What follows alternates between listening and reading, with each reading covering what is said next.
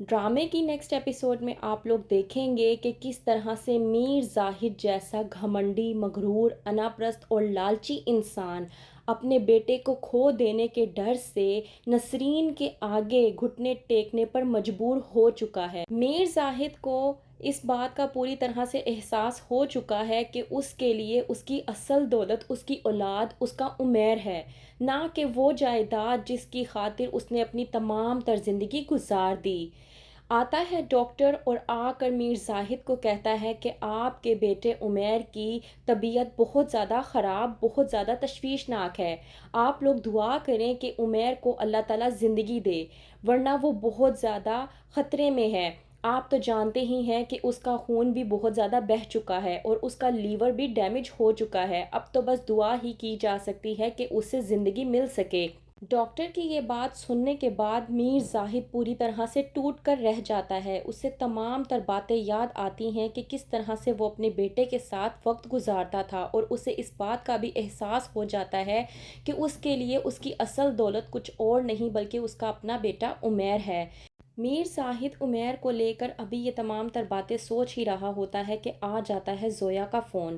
Zoya phone کر کے میر زاہد سے کہتی ہے کہ میں یہ جاننا چاہتی تھی کہ عمیر زندہ بھی ہے یا مر گیا۔ اب ظاہر سی بات ہے کہ عمیر کو آپ کے اور میرے بارے میں تمام تر معلومات مل چکی ہے، اسے تمام تر سچائی پتہ چل چکی ہے، تو اب اس کا زندہ رہنا خطرے سے خالی نہیں ہے۔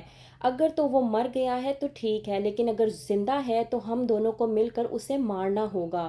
زویا ابھی یہ بات کرتی ہی ہے کہ میر زاہد بھڑک اٹھتا ہے اور کہتا ہے کہ وہ میرا بیٹا ہے، اگر تم نے میرے بیٹے کے بارے میں اس طرح کی بات بھی سوچی تو میں تمہیں زندہ گاڑ دوں گا۔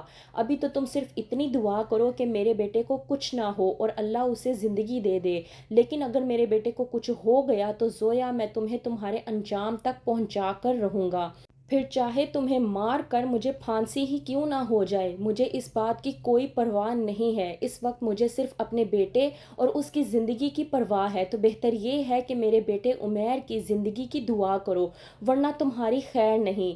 زویا میر زاہد کی یہ باتیں سن کر پریشان ہو جاتی ہے، کیونکہ اس نے کبھی بھی میر زاہد کو اس کیفیت میں نہیں دیکھا ہوتا۔ پریشانی کے عالم میں ڈوب جاتی ہے کہ اب وہ کیا کرے۔ وہیں پر دوسری طرف میر زاہد جسے کچھ نہیں سوچتا، وہ بھاگتا ہوا نسرین کے پاس جاتا ہے۔ نسرین میر زاہد کو دیکھ کر پریشان ہو جاتی ہے کہ آخر کار میر زاہد کا راستہ اس طرف آج کیسے ہو گیا۔